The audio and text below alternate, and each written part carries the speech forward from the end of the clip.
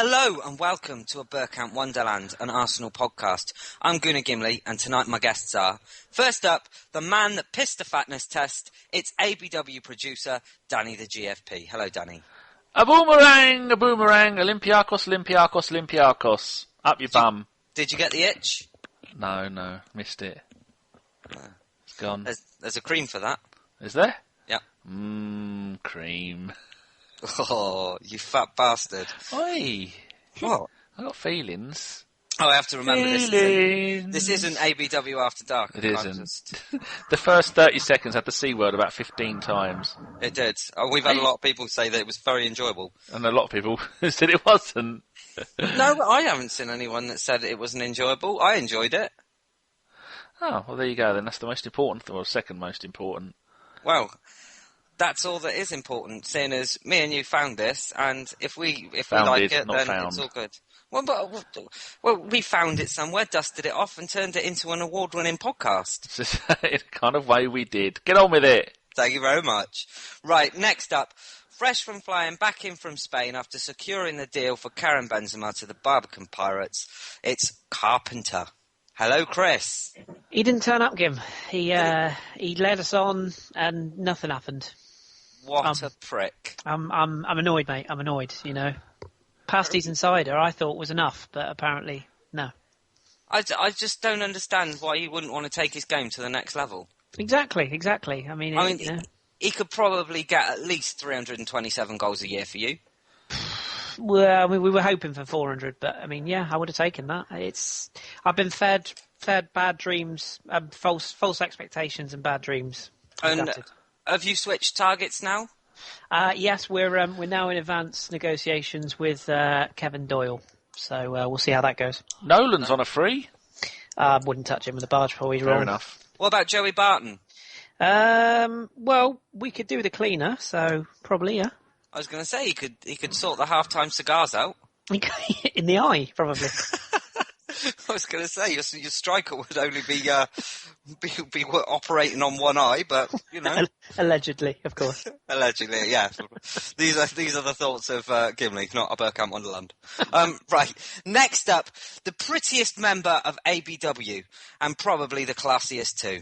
It's Kate. Hello, Kate. Oh, aren't you a charmer? What are you after? You only ever compliment after something. Oh, no, that's just in your dreams. You do know at the very last second he changed it from John to you.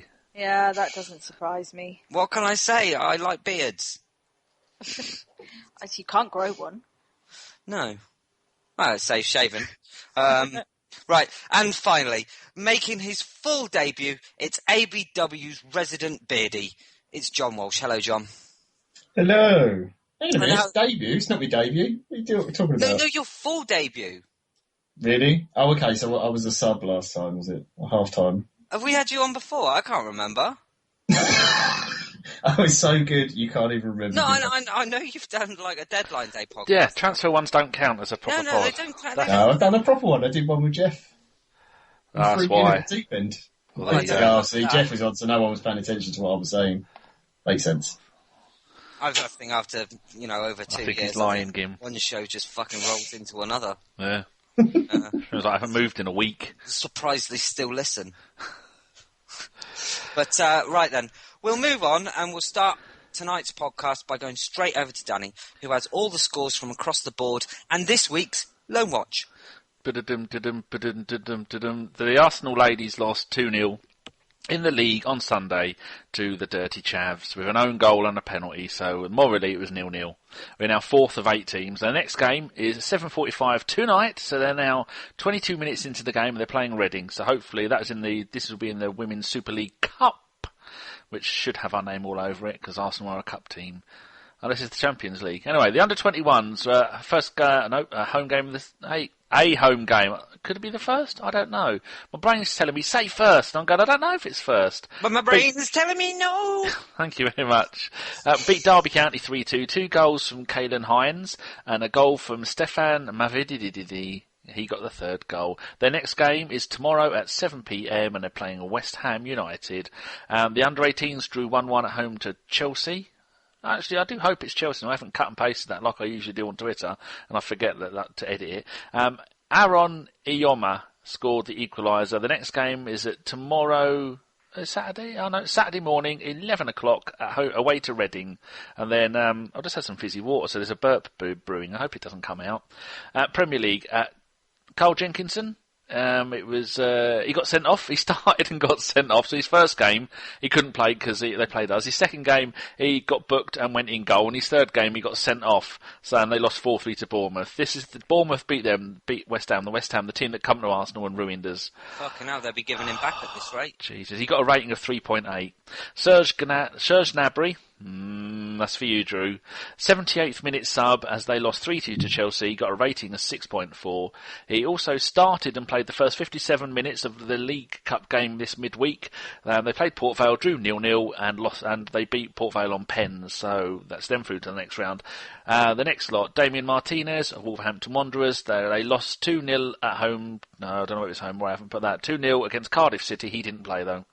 Midweek he did play, started in the League Cup and they beat the mighty Barnet. Come on the Bees! Beat them 2-1. Depressed already. Ainsley, not Ashley, Maitland-Niles, Conservative. There's a 62nd minute sub as Ipswich beat Preston North End 2-1. And he got a 6.1 rating. He was an unused sub in their midweek League Cup game when they beat Doncaster Rovers 4-1. Isaac Hayden, 58th minute sub for Charlton. No, for Hull as they lost 2-1 to Charlton. Even though he got a 7.2. That's pretty good if your team loses. And in the midweek game in the League Cup, he started and they beat Rochdale 1-0. His teammate at Hull, Chupa Apcom. He started the game when they lost 2-1 to Charlton and he got a 6.6 and he didn't play in the League Cup game midweek against Rochdale. John Terrell, the saviour of the Midlands. He started and they drew 1-1 with Derby County and he got a 6.1. He didn't play in their League Cup game win over Gillingham midweek. Wellington Silver apparently was quite fantastic in the first half for Bolton. They drew 1-1 with Nottingham Forest and he got 6.7. Super Dan Crowley, future England legend, as we know, and if some of you watched him last night. Anyway, in the game in the weekend, they played Bradford City, drew 0-0. There's no rating available because it's whoscored.com and they don't give a fuck about lower league football, so they don't give them ratings. And didn't want to see the game last night, Everton Barnsley. No. Oh, yes. Oh, what a ding-dong of a game. He was absolutely, shirt number 21, absolutely outstanding. I don't know if they gave him a rating or not, but they lost 5-3 and he scored a goal. He was good, wasn't he? Very good. Very, very, very good indeed. Too good for League One. I think they should cut that loan short and stick him to a championship team. Then in Italy, Wojciech made his debut in Serie A for Roma. Played quite well, actually. I laughed when he let a goal in. Didn't he make 2 fantastic saves? I think he did. He also got beaten at his near post. I just have to throw that in there. Which is why I laughed, because it was a bit calamitous. He gives with one hand and he takes with the other. John's right, it is a bit harsh. I just had to throw it in there. Yeah, I don't like him. He got fantastic. He got 7.6. So that's damn good. In Holland, Yaya Sanogo. I've been talking to Ava and a few other people about Yaya, and a couple of people that are Ajax fans in Holland, Netherlands, Dutchland, whichever one you want to call it. They said he's shit and he's rubbish and they don't want him and he's no good, and they've got two main strikers that are much better. He didn't play in the weekend because of an injury. I think he played in midweek for the Ajax young team, and then tonight he was an unused sub in their 0-0 UEFA Cup draw against Jablonec. Save the best for last. Gideon Zelalem. Made his debut last night for Glasgow Rangers away at Adrionians, who are a third tier team out of the 4 tiers. They beat them 5-0 and he got 2 assists and apparently he was epic. One of them was delicious. Yeah. He is something else. Is that our lot? That's enough. I didn't breathe during any of that. Kris, tell us what's going on with the Pirates. Well, fuck Benzema for a start. Nothing really, mate. That is the God's honest truth. I'm not making it up. Nothing. We played our first game and we did lose to the team that are favourites to win the championship this year. So no disgrace there. But no, we've had 3 games scheduled since, and we've not been able to play any of them because the rain in Plymouth has been... Falls mainly on the plane? It's been wet, and the wet rain. Fucking Plymouth City Council are the C words, and they just call off. Councillors. This season they're doing a new thing where they call games off if there's a chance of rain. So I don't think we'll ever play again, to be perfectly honest with you. Just cancel the entire league. Cancel the league. But we are scheduled to play at a private pitch away from home against Duke of Cornwall FC on Sunday. So hopefully by next week we might actually have a game to report on. And are they a pub team? They are actually, yeah. Duke of Cornwall is a pub in Ivybridge down here in Devon. So best thing you can do there then, go down Tesco's, 3 crates of lager, 30 quid, put them on the sidelines and say, there you go, boys, we've sorted refreshments. Special they will brew. be so pissed out of their face, they'll just be running around in circles. Didn't you tell us another way that you could win lower league football involving illegal drugs? Yeah, I had a friend of mine, he was manager for a football team, and basically they used to just go in coked up. Literally at half-time, they used to go into the changing rooms, quick snifter, and they were back there, he said, fucking legs for 90 minutes, possibly even an hour and a half. Well, brilliant. Absolutely. They were just running around for another 90 minutes after the game just because they couldn't do it. Oh, their passing was shocking, but the fitness levels through the roof. They hugged out every single good pass. Put it like this, I think he said to me once, he said that they made the ground covered by Aaron Ramsey on a Gimli basis looked like he was fucking walking backwards. Have you ever considered EPO, blood and drugging, Kris, for your players? I can honestly say no, I haven't. But as far as we go, is electrical tape and a couple of tablets from Lucasade. But for fuck's sake, don't give them ketamine. They'll all be walking like they're in custard. Southampton are 1-0 down. Our first game of the season, 6 of our starting 11 did turn up quite heavily intoxicated from the night before, particularly our new goalkeeper, who, to this day, I'm not sure how he made 3 saves, and I don't think he is either. So was that drink and drugs, or a combination of the both? I'm told it was just drink, but it was a lot of drink. It was one of the lads' birthdays the night before. Pumping with drugs, that'd have perked him up. I think that's the way forward. I shall take that on board. If the FA don't take notice of what we just said, bugger them. Absolutely. Get on with it. Right.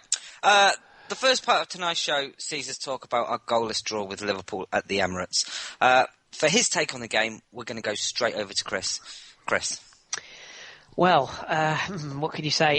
It was the cliche of all cliches, a game of 2 halves. First half, we were painfully poor, is the polite way of putting it. Obviously, losing the 2 centre-halves pre-game was... that would affect any team. So let's not make any bones about it. I think any top team in the world would have been affected by losing the top 2 centre halves, particularly one of them being their vice captain. So that didn't help. On top of that, putting in one defender who apparently doesn't speak English, and another defender who hasn't really had games and is still learning his trade at this level, that wasn't the ideal recipe for what was going to happen. That being said, somehow or other, with the help of our goalkeeper, of course, we managed to get in at 0-0. And I think, if I'm being completely honest, if somebody said to me, you can have 0-0 at half-time, at full-time, I would have bitten your hand off, just because I couldn't see us playing any worse than we did in the first half, but I was really worried about how we would get much better, or I thought even if we got better in the final third, we'd still ship 1 or 2 goals. So quite how that game ended 0-0 is beyond me, but looking back, I'm not too disappointed that it did. That being said, of course, the Ramsey goal, it was a goal. It should have stood. But I'm always a bit awkward about those sort of examples because Ramsey's goal could have been given and then Czech could have been beaten by 2 of those shots. So it's swings and roundabouts. I'll take a point, and it makes Saturday's game even more important now. Yeah, very true. We'll talk about the lineup then, and I think one of probably the most important things is the Chambers-Gabriel partnership, and I don't think that there was a gooner alive that when they saw the team sheet their eyes didn't pop out of their head. Kate, what did you make of Callum Chambers' performance in particular? Because I saw some quite harsh reviews. He looked a bit rusty, didn't he? He did. He's not the finished article, is he? He's not. I guess if we had a backup for him, he would be a contender for a loan. But then if he'd have been sent out on loan, we wouldn't have had cover for Cos and Purr. So maybe giving him time over the next course of a few games, because didn't I read this morning that Cos and Purr are out for the next match as well? So I guess the partnership is going to be Chambers and Gabriel again. So just hope that they play better than they did last time. I mean, Chambers' passing was awful. It was woeful. But there's not really much else you could say for that, is it? Like, they're an untested partnership, aren't they, Gabriel? And it's the first time they played together, is it? Yeah, I think you've got to remember as well that you had Cech in goal, so they wouldn't certainly have played together in front of him anyway. So you're talking of that particular back three are all new to each other. We'll go over to John next. Personally, I didn't think Gabriel had that bad a game. Of course, we know he came from Villarreal for £16 million. There's been a lot of people that have said that eventually he will take over from Mertesacker. What did you make of his performance in particular? I thought he started the game a little bit rusty. There was a few times where he wasn't holding the line correctly and he was trying to step up. I think the first Coutinho shot that hit the crossbar was his fault, letting Benteke in, not holding the line high enough. But after that, he grew into the game, started really dominating him. Could see him, he was clearly pointing out things to Chambers, but obviously because of the language barrier, it was difficult to explain what exactly he wanted. But he grew in the game. I thought he muscled Benteke well after the first sort of 20 minutes. It's always going to be a struggle when you've got a guy next to you who you've never played with, a goalkeeper, the fullback the other side as well, Monreal has never played with, the guys in front of him. So I think that's only like his 7th game start. It might even be his like only 3rd or 4th starting as well. And I understand as well that his English hasn't been particularly brilliant. Now I don't know. Apparently he not only can he not speak basically a word of English, apparently he doesn't speak any Spanish very well either. I know he was only at Villarreal for a while, but I thought coming from La Liga he might have spoken a bit of Spanish, which would have helped obviously with players like Cazorla and Monreal in the team. So if he only speaks Portuguese as well, that makes it even more difficult.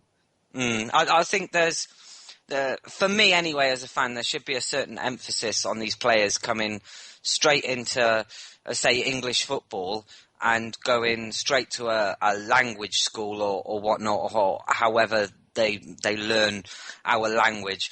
Danny, is that something you agree with? Because certainly you can't imagine that a player can speak no English or there's no way of communicating with the rest of the side. He's going to have a difficult time, isn't he?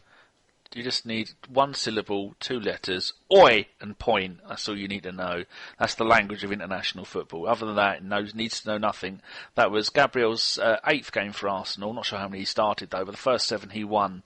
So 8 games unbeaten. That's brilliant. And as to your point, will he replace Mertesacker? Koscielny and Gabriel are both quite similar players, but I do like the idea of having Gabriel play, but if he's been here that long and he can't speak the language, I mean, how long have you been in Wales and you can only ask where the shops are? No, but all I can say is town centre, which is Canoli Draft. There you go. And you've not learned the language, have you? You've been there, 3-4 years? To be honest with you, I wouldn't even make the effort. Wouldn't you? No. Maybe that's how he feels. I don't want to make the effort. Oh, well, why doesn't the rest of the team learn Portuguese then? Because Danny, I'll tell you why. Because life doesn't work like that. Does and it you not? know it. No. You've made a good point there. Do you want my thoughts on the game? Yeah, the next question that I was going to ask, and it was going. It. Just do it. I'm going to. You can have it then. I will. Basically, Kris touched on his analysis of the game and said that we were particularly poor first half. Why do you think we were poor and we've been slow to start games so far this season? Well, first 15 minutes of all 3 games, we've been like running around like our asses are on fire, but then not really doing much else. The balance of the team is all completely wrong. As I don't know if you want to go into that later or whether I should mention it now. No, do it now. Fuck it. It's. I was trying to think of. I've listened to a few Arsenal podcasts, and they're all droning on about the same old shit, saying the same old things. So I thought I've come up with an analogy of why the Arsenal team is knackered at the moment. It's like you got a giant canoe. And everyone's the Arsene Wenger canoe, and they're all out in the canoe. And then Wenger's going, you lot sit that side, you lot sit that side, like a big Viking canoe, and off we go. but we're going round in circles. And why are we going round in circles? Because he's only got people on the left-hand side with oars. That's why. There's nobody on the right-hand side with oars, so we're going round in fucking circles and we're unbalanced. And I'm not having it. It's bullshit. It needs to stop. And you saw, as soon as Ramsey drifted into the middle of the park, what happened? He nearly fucking scored. You are going to get 0 goals from open play per season from... There's a big fucking fly in here again. Oh, flies. Big buzzy bastard. And you're going to get no goals from Cthulhu, like Jason Davies says. You're going to get fuck all from him from open play, apart from killing people down in rows. He can't even get shots on target. So, and Ramsey, you can guarantee, if Ramsey played 38 Premier League games a season, you're looking, he would probably get 10, 12, 13 goals a season. Cthulhu, get him the fuck out of the team. I like the job that he does, but you cannot have Coquelin, who is never going to even be in the opposite half of the pitch. You're never going to get him there. It's not his job. And then you've got Cthulhu, who's never going to score another goal for us. So you need someone in the middle of the park who's going to score goals, which is going to have to be Ramsey. And as much as I love Cthulhu, and I love the way that he pulls the whole team together and he's directing the team around, you cannot have your central midfield 2 scoring absolutely no fucking goals per season, because you're going to get nowhere. In the old days of Petit and Vieira, those two between him would get 6, 7, 8 goals a season. Gilberto Silva played in that role, and he would, one season he got 6 goals. So Wenger needs to sort 2 things out. Stop playing the people in the middle of the park that don't score fucking goals, and stop playing Ramsey out on the right-hand side, who is like a magnet and a piece of metal. He's been drawn into the middle of the pitch, because that's where Ramsey needs to play. This fucking fly is huge. Did you know what? That was possibly the best analogy this podcast has seen since the transfer deadline day, when I said Arsenal are basically the analogy of trying to thumb in a softie. if you can remember that. But can I just be pedantic and annoying, Danny? Vikings have long ships, not canoes. I couldn't remember what they were called. You're such a dickhead. Kris. And I'm halfway through Series 3 of Vikings. Oh, the irony. I know you wanted to come in on this one. Yeah, just to offer a slight difference of opinion to Danny. Basically saying I'm wrong. No, not at all. I agree. I agree with you in what you're saying about the going round in circles thing, and I totally agree about the doing donuts in the lake. What I would, I'm eating a donut as well. What I would slightly disagree on is, for me, and I know this isn't going to make me popular with a lot of people who love his chiseled good looks, but for me, it's Ramsey that needs to come out of the team at the moment. I love the team will be played in a different position. There's a difference. I agree with Kris. I thought we would have been a much better unit on Monday night had we have had Chamberlain down the wing and not Ramsey. But you're not going to get goals from midfield from Cthulhu. Yeah, but you don't. This is the thing, Danny. You can't have a midfield partnership getting 0 goals a season, can you? No, absolutely you can't. But what I would say is, I think personally that Santi Cazorla and Francis Coquelin are the 2 that work best. Now, cast your mind back to West Ham. What did we do? We put Ramsey in alongside Coquelin. How many shots did he have on target that game? Not very many. How many runs did he make through the middle? Not very many. It's all. I think you have to play. I think you almost have to change your system to play against the opposition you're playing. I think you need to change players for every game now. It's not like the old days of ordering match and shoot on a Tuesday afternoon and picking them up from your local news agents. It's not like football. Delivered. Yeah, me too. It's not like football back in the 1990s, where you just play 4-4-2 and you play the same lineup fit every week. Nowadays, you've got to adapt your lineups to the opposition you're playing. And for me, when we're at home, we cry out for width when we're at home. We don't have it. And I think, like you guys, I agree. I think Oxlade-Chamberlain has more than merited a start, or at the very least put Theo out there. I mean, he's used to playing down the right-hand side enough. But I'm not having a go at Aaron Ramsey. I love the guy to bits. But for me, I think he's getting a pass at the moment because he's a fashionable player, and because he works hard and he tries his bollocks off. You can never ever criticise the guy for not trying. He always works 110%. But for me, Cazorla's shooting boots seem to have fallen off somewhere along the lines. But I'm wondering how much he's even being told to shoot at the moment, because in that central position, I don't really want him shooting. What I want him doing is picking up the ball from Coquelin, giving it to those front 3. Those front 3 are the ones that should be crossing and shooting, not the 2 behind them. Very true. You talked there about lineups and changing lineups to suit your opposition. A lot has been said about the substitutions that were made in that game as well. there were two, one at 73 minutes and one at 82. And that seemed to really anger the fans that the substitutions were made so late. Kate, I'm going to come to you on this one, and I want your thoughts on the substitutions. Not the substitutions that were made, more emphasis on the time that they were made. Are we being kind of dealt a low blow here? Because, players don't really have the time to come in and impact games when they get such a late sub. I've never understood why he makes them so late. I've been moaning about this for about 3 seasons now. Usually it's around about the 61st minute, so to bring him on in the 73rd is even worse. But if the tactics aren't going to plan and the match isn't going how you want it to go, surely you make substitutions to change how the game's running. And why didn't he make all 3 substitutes, only the 2? I don't get his tactics. It seems like a very good point. Would a fresh pair of legs not have been better for Arsenal so late in the game? John, I'll take your opinion on this as well, because it seems like a fairly big talking point on why his subs are made so late. I think he does hold a lot to the sort of sports science stats of best times to bring players on and off and that kind of thing. Although I actually thought the criticism of him in this game was a bit harsh, because as bad as the first half was, second half, we were so much better and we were really pressuring Liverpool, and we looked like the team who were going to score. If your team looks like you're going to score, you don't really want to make substitutions, because you don't want to disrupt the flow of the game and you just want to keep the tempo up and the pressure up. I thought the subs he made were right.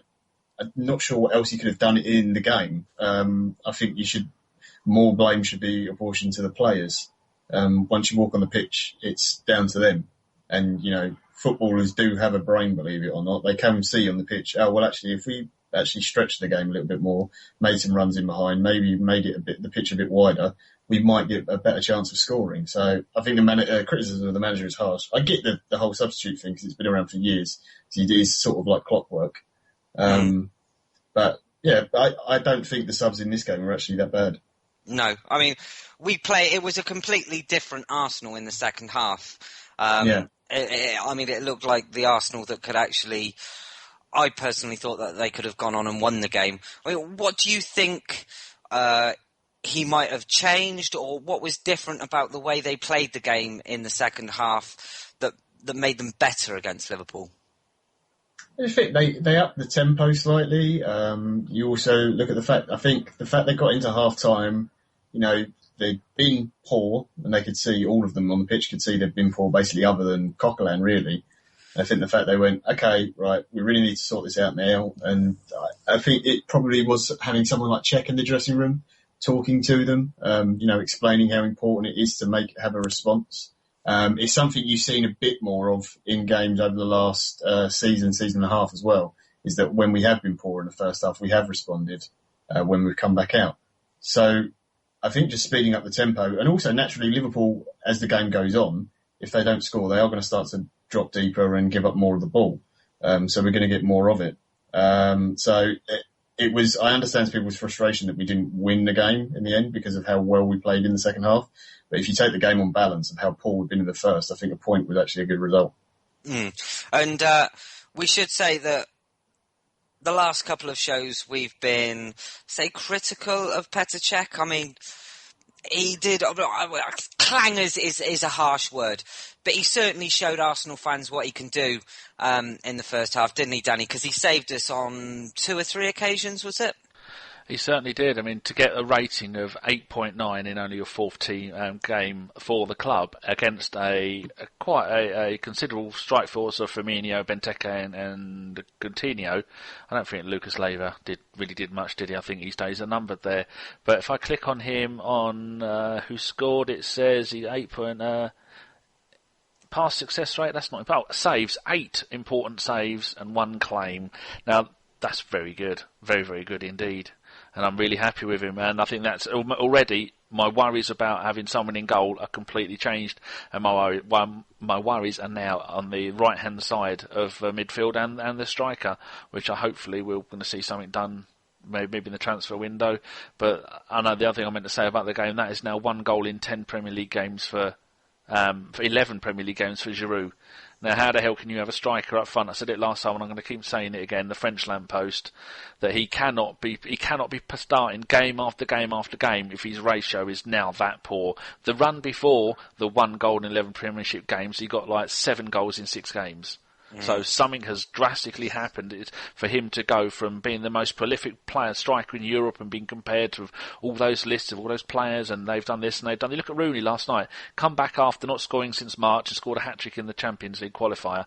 Do you think Giroud will ever score a hat-trick for us? I don't think he will, and I think he needs to be dropped, and he needs to be dropped soon, because there was something seriously wrong. And I was listening, I think it was Arscast today, or maybe it was Footballistically, whichever one I can't say. One of those two, they made a very good point that in the olden days, you had a striker who was 6'4" like he is, it'd all be elbows. You wouldn't get a moment's peace with him, and Giroud doesn't play like that, and I think that's part of the downfall of his game, because he's not rough and ready enough. He's you remember the days of Dion Dublin, Mick Harford, and all those players, they'd go out there and they'd absolutely murder you. I mean, even Ian Wright was only 5'1", and he was like a little terrier, constantly doing stuff. Giroud's just constantly trying to look for his reflection in stuff and go, look at me, I am beautiful.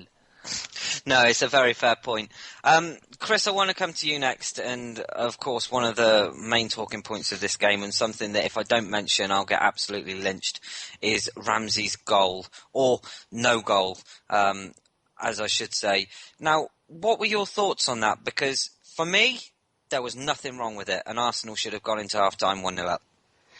Yeah, excuse me, I can't disagree with that. I mean, yeah, it was a goal, simple as that.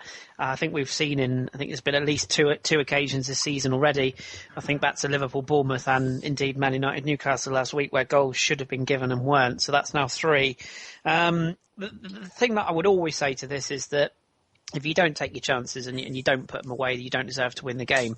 Granted, yes, 100% the goal should have stood, but then at the same time, we missed, well, I think for memory, 3 gilt-edged chances in the second half. Alexis's, that sounds a bit weird. Giroud had one as well, didn't he? Giroud, yeah, when he went to ground, and there was another. Was there a header? I seem to remember. I can't actually remember who it was now, but I think there was a header. Gabriel had a pretty good chance header, yeah. That's it, fairly free header. So yes, you can sort of sit there and scratch your head a little bit and think, well, why was that goal not given? It was tight, but I think from memory it was Lovren's arse was playing Ramsey onside, and it didn't look like one of those. It was a difficult decision to make. I know it's split second, but these linesmen are paid a fairly decent sum, and it doesn't seem to be getting any better. And I know there was a lot of debate on Radio 5 again this week about should we have machine linesmen, and sorry, I just got visions of a Terminator going up and down the touchline now, but yeah, should we have robotic or television linesmen? I'm not sure it would slow the game down, and the debate will continue to rage until it ever gets trialled, which it probably never will. So it's a tough one. Should the goal have stood? Yes. Can we use that as an excuse? Probably not. No, I think you're making a very fair point there. I mean, how long does it take to have someone in a video room analysing the footage? You see, when you watch a game, a player can have a shot and almost 2 or 3 seconds afterwards, they're showing the replay on television. Now, I think the issue is getting that from the room to the pitch, but that's not difficult, is it, surely? And if you're calling a game completely fair down the line and it abolishes all reasonable doubt, I think it's a good idea. Surely they've got to go the extra mile, seeing as they've now introduced goal line technology, haven't they? Surely, John? I'm not anti-technology as such, but part of the joy I get out of football is the annoying bad decisions, even when they go against you.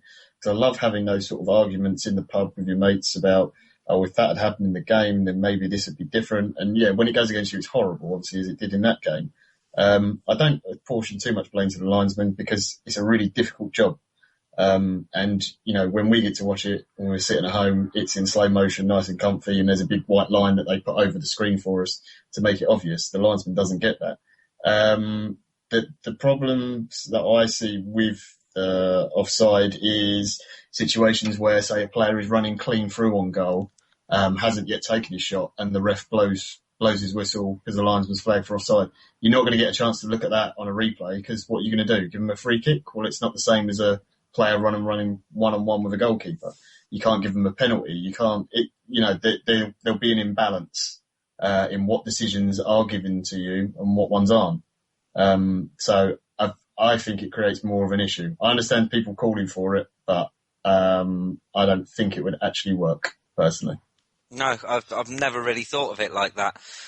We'll move on then. With all that's been said and done, Kate, I'll come to you next. Was a draw a fair result in this one? Yeah, I think so. And I predicted a draw in our predictions league, so I might point out. But I thought it was going to be a score draw. But yeah, going over the Liverpool better first half, us better second half, I'd say a draw was a fair result. Yeah, exactly. And, both clubs hit the woodwork. And, I know you can take into account, like Kris said, the offside goal, but, that's just life. So we'll finish this off then by going to Danny and saying, Danny, 4 points out of a possible 9.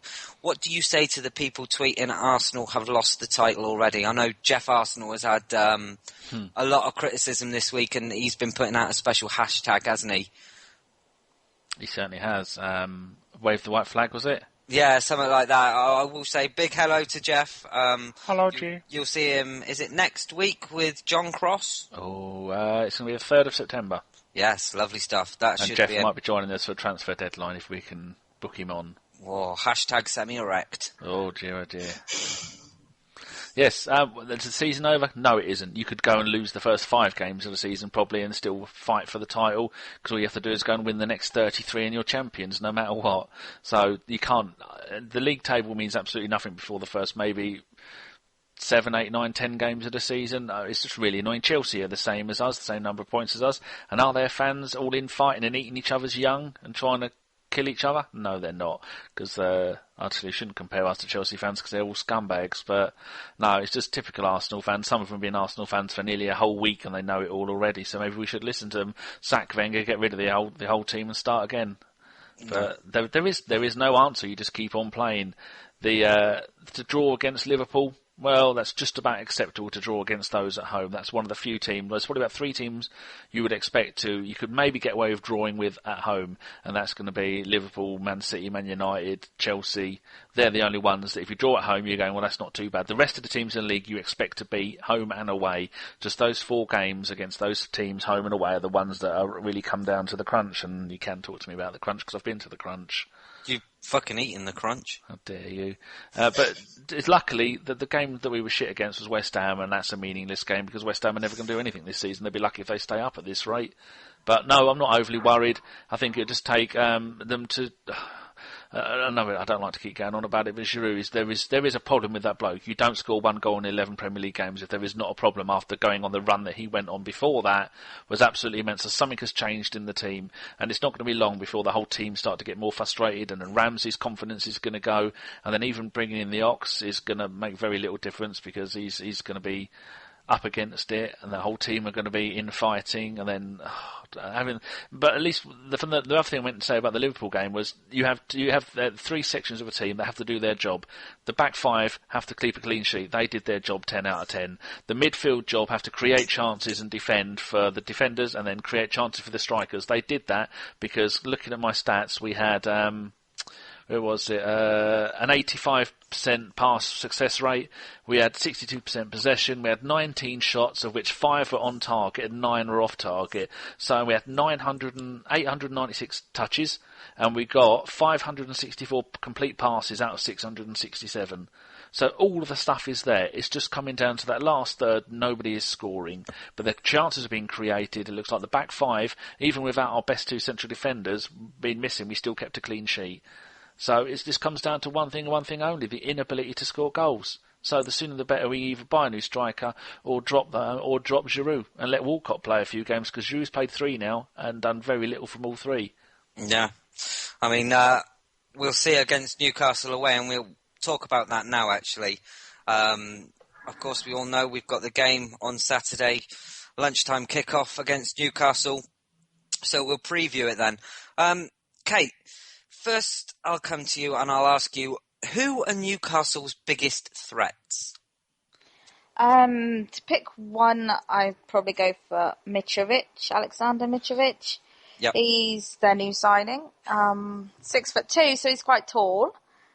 We I believe we were linked with him last summer, weren't we? Yeah, I think was it Anderlecht? I believe he played for, and there was talk last summer that he was going to come in. Very good player. He was linked with Madrid and Inter, so that's got to be a good thing for him. Prolific in front of goal. I think he's definitely the one to watch out for. Yeah. Is there any other players in Newcastle's team that could cause us or you worry about, Kris? Yeah, they've just bought a new lad who John will probably say the same on this one. Who's a bit of an unknown quantity, and that's Florian Thauvin, who's essentially a number 10. He's a playmaker, sits behind the front man. He drifts wide, or can drift wide either way. I think McLaren will probably use him wide to start with because he's not the most physical of specimens, but he's very, very talented, very, very tricky.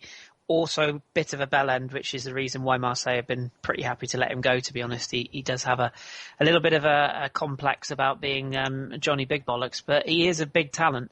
And the one thing I would sort of say with him is if you allow him to pull strings and you give him space, he will make chances for strikers and for forwards.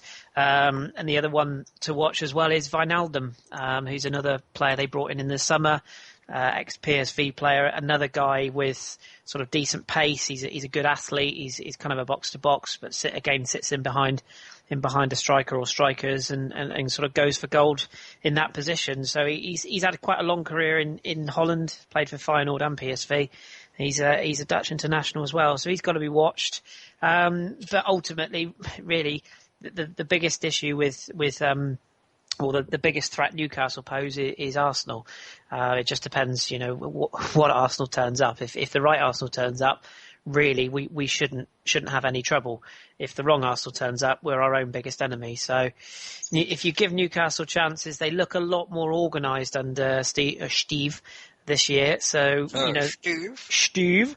I wouldn't read too much into the Old Trafford debacle last week because, they had a couple of chances, but they pretty much went there for a draw and they got what they wanted against, in my opinion, a pretty mediocre Man United side. So at home, the pressure will be on them. The Geordie folk won't allow them to sit back 10 behind the ball. They'll probably have to come and attack us to a degree, which should suit us, hopefully.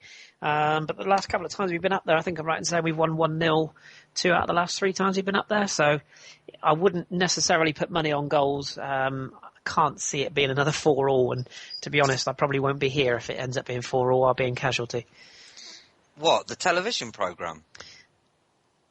Well, possibly, yeah. I have heard they are struggling to fill the cast these days, so there is a good chance. One of the main characters is about to be killed off, actually. Yeah. Is it Charlie? Is that right?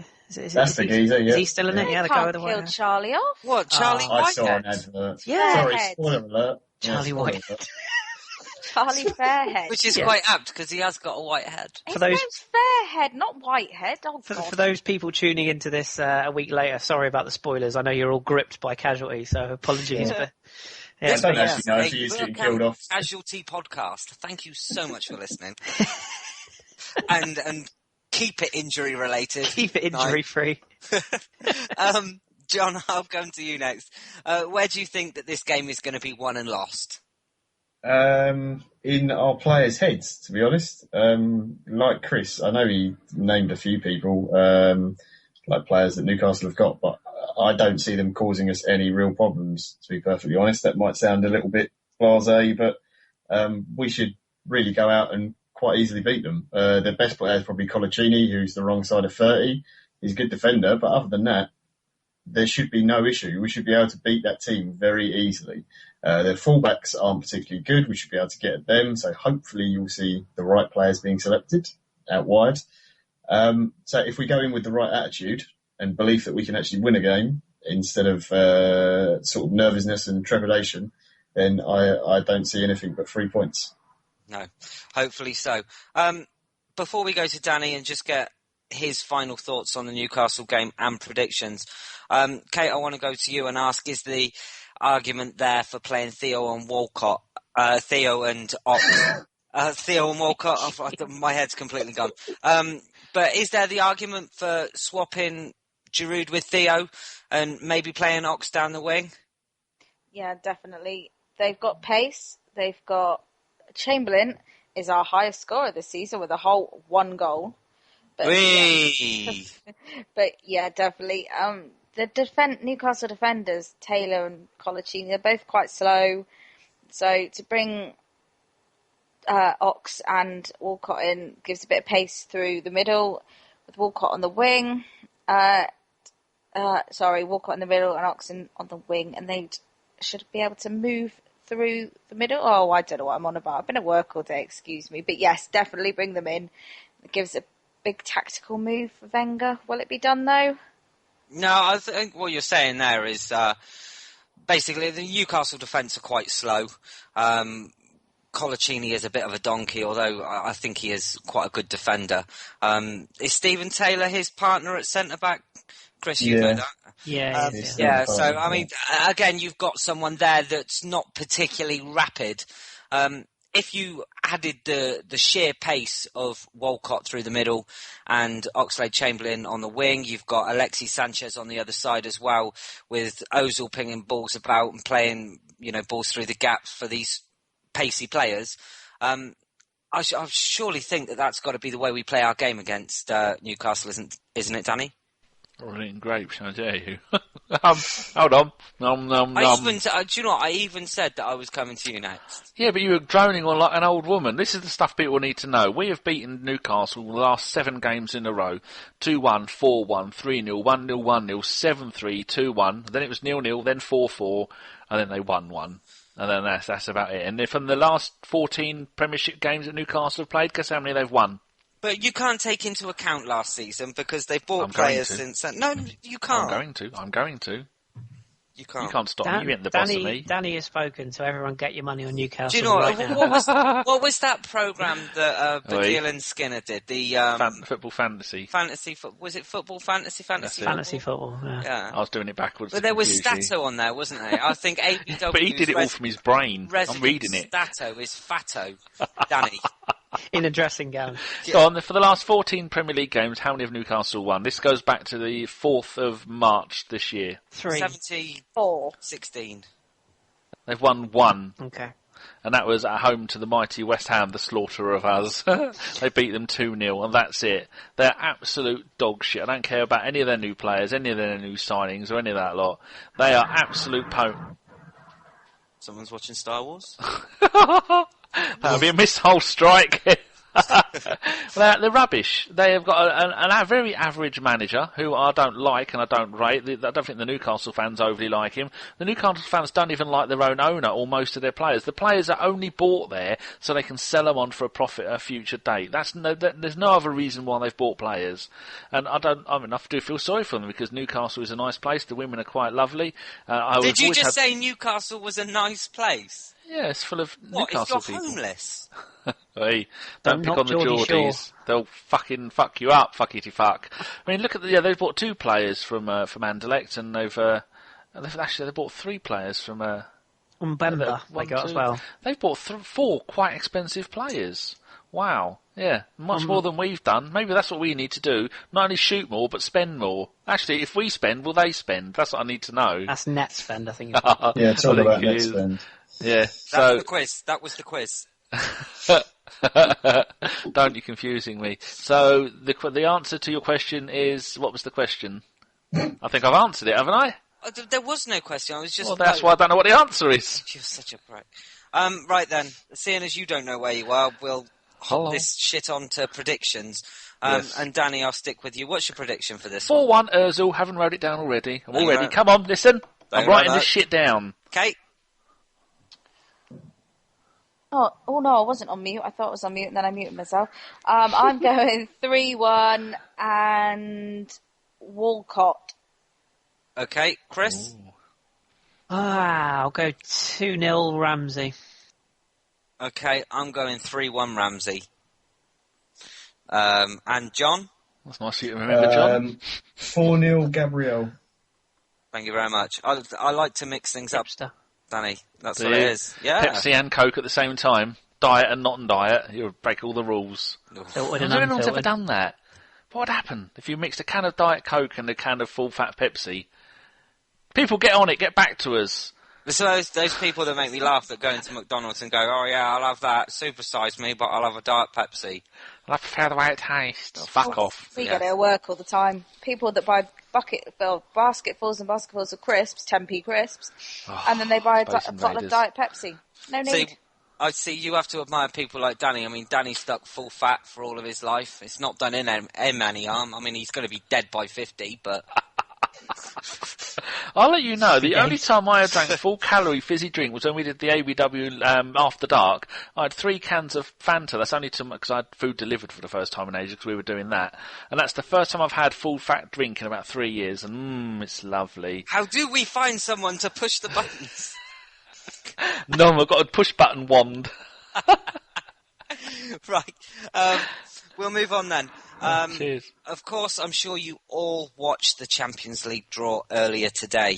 For those of you that don't already know, we are in a group with Bayern, Olympiacos and Dinamo Zagreb. I've got stats. Let's have some stats. Okay, well, I'll have to go, because I didn't know you were going to do that. I'm going to go through my last few tweets, because I tweeted it. Here we go. I've only ever once played Dynamo Zagreb, Croatian team. Bok, to our Croatian listeners, I am waving to that would be you, Mr. Herman, and you, Luca. We played them in the 06-07 season. We beat them 2-1 at home, 3-0 away. And then Olympiacos, we played them in 2012-13, 3-1 at home and lost 2-1 away. That's because I think we lost 2-1 away because we just put the kids out and really got through. 11-12, 2-1 at home, lost 3-1 away, again for the same reason, because we really got through. And 2009-2010, 2-0 at home and 1-0 away. And I'm sure, although we lost all 3 away games, I think that's because they're dead rubbers, as they say in the trade. Am I right or am I right? Well, you're wrong. You are right. So, Kate, were you happy with the draw? Yes, not too bad. It could have been a lot worse. I think probably, was it someone said earlier, second of the group's probably our best aim for this one, because we're not going to finish above Bayern. So yeah, it's not a bad draw. Could have been better, could have been worse. No, I think I'd agree with that. I mean, what's everybody else's take on it, John? Yeah, it's not the worst draw. If you want a really bad one, you should look at Man City's, because that is horrendous. And we could have been lumped with something like that. It would have been nice to be lucky, like Chelsea or Man United, getting PSV and teams like that. But I'm fairly happy with the draw. We haven't got to go anywhere that's too far away. I think Olympiacos is the furthest game. We haven't got to go to Kazakhstan because there's a team from there now. That or apparently Tel that's Aviv it. as well, isn't there? Yeah, well, apparently Kazakhstan's now in Europe. Well, that's new to me. I didn't know that. But so yeah, I think aim for second in the group. It's always been in Europe, John. It's part of the old former USSR. Was just caves. No, that's Afghanistan. Oh yeah, I fucking get me stands mixed up. If Drew's listening to this, he's going to be in. No, it's not. Who is it? It's Tom. Is Tom doing geography? Tom does geography. Yeah. Oh, no, you'll have no idea. I confused him the other day. I said England isn't a country. He got really confused and angry. Neither's Wales. I say it every day. Davis tells me different, but I don't believe him. So, Kris, for your thoughts on this one? Yeah, to be honest, I'm quite happy with it. I was probably in the minority camp when I said that I was quite happy for us to draw 3 potentially difficult sides, purely because I'm of the opinion, well, if you want to be the best, you've got to beat the best. And, if people always say, oh, I hope we'll get a shit draw and, I hope we draw some teams that we can smash. What, you mean like Monaco last year? Let's not go back into that, shall we? It's all very well drawing these quote-unquote lesser sides. The bottom line is there's no lesser sides in the Champions League. And as John's rightfully pointed out, there's some of the trips, even those lesser sides, quote-unquote, the trips you have to go through to get to these places with the tight, compact grounds or the hostile atmospheres you go into. There's no easy games. I know that's stating the obvious, but it's a fact. So, we raise our game normally against better sides. Zagreb is probably the trickiest of the 3 to go to, as far as a journey goes. Bayern, you know what you're going to get. There's only really been one time where I can think they really properly turned us over, and that was the 3-1 at home game. But obviously losing our goalkeeper early didn't help in that circumstance. So, if you can get something out of the home tie against Bayern and you can win, at least 3 of the home and away ties against the other 2, you're probably going to go through. What would be really nice is if we could somehow manage to take 3 points off of one of the Bayern games and finish top, because that's usually has been our Achilles heel, where we've drawn one of the superpowers us by finishing second and them finishing first in a group. We've drawn them in the next stage, but ultimately, unless you want to win, if you want to win the competition, you've got to play the best. Unless, of course, you're Chelsea, where you just fluke your way through the really average sides and you get a lucky draw all the way. But we're Arsenal, we never get lucky as far as draws go. So let's go out there and try and finish top of the group. At very worst, let's finish second. But it's just a shame to be playing Olympiacos. I think we've drawn them 4 times in the last 10 years. It'd be nice to see something different, but it doesn't scare me too much, and I might be in the minority, but I think we can beat Bayern over the 2 games, one of them at least. No, I'd happen to agree with you. It seems to me like when Arsenal, the last couple of times Arsenal have played in Munich, they've really pulled their finger out of their arse, because didn't we go into both of those games really on the back foot? But, we'll see. Like you said, all the teams are beatable. It can be done. Even though am I right in saying that Olympiacos are Greek champions, Bayern are German champions, and Zagreb are the Croat champions of their respective leagues? So, like you said, there is no easy draws in this competition. And when we do get lucky, we seem to play like utter shit. We should also, just before you go on, we should also mention that we've drawn the enemy in the Worthington, or whatever it's called, Cup as well, haven't we? There is a little bit on that coming up. My apologies. Sorry, I've shot my wad early there. I do apologise. You have. You've come in a little bit premature. Not the first time. Won't be the last. Anything. But John, we'll carry on with you, because I know that you had some stats on who we can get and who the possibles are for the duration of the competition. I think it was Akib, friend of the pod, was asking who we would draw if we come in second, as expected. So we can't draw any of the English sides. So as it stands, we wouldn't most likely, obviously can't draw Chelsea United or City, and Chelsea United are definitely likely to finish top of their group. So the problem we do have is that coming second looks most likely at the moment that we'd probably either draw one of PSG, Barcelona, and then after that, it's a toss-up between Juventus, Seville, and possibly Benfica. So there isn't really a particularly easy draw, just because of the way the format's changed now, and the fact that it's just the champions going to pot 1. And obviously there's so many good teams now in pot 2, because you had Real Madrid and who else was in there? There's a lot of like Seville and a lot of top sides like that. We're all in the second pot, so it's not as easy. The dream group we want to get drawn against is Group H, which has got not nobodies, but it's got Zenit, Valencia, Lyon, and Genk. So that we'd want a team out of that group ideally if we get through. But it's not going to be easy. Coming second, but even coming top, you can still get drawn against Real Madrid or PSG, someone like that. So there's no easy draws as such. No, it's very true. So from what you've just made out there, Group F could indeed stand for fucked. So, as Kris mentioned earlier, we've drawn that shit up the road in the Capital One Cup. I can see problems on the horizon if he fails to spend and we don't bring any new players in, and the first competition we go out of is the Capital One Cup to them at their ground. So we'll just go to all of you guys then, and just have your thoughts on this one. Danny, I'll start with you. What's your thoughts on getting Tottenham away? Just pointless. We've got 12 players out on loan. Once you take out our 2 goalkeepers, Ospina and Cech, then we have, I think it's about 19, 20 first-team players. So it means we're going to have to be playing some first-team players going to that shithole. And they're going to take it so seriously, because that's the only cup they have the slightest chance of winning, because now they can't do the Intertoto Cup, and they're never invited to the Emirates Cup. Oh, that fly's landed. Hold on, wait there a sec.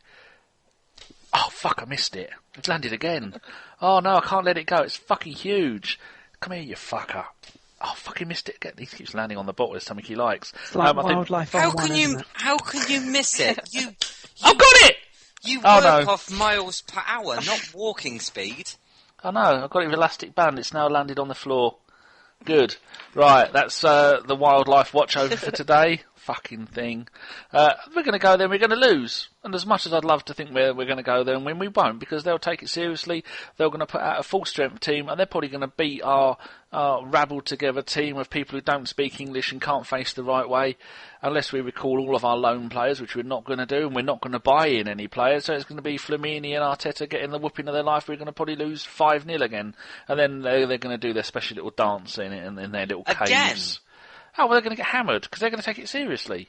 And we're not going to take it seriously because Wenger doesn't give a damn about the League Cup. Jesus. I mean, I know. I've already set the rope up, to be honest.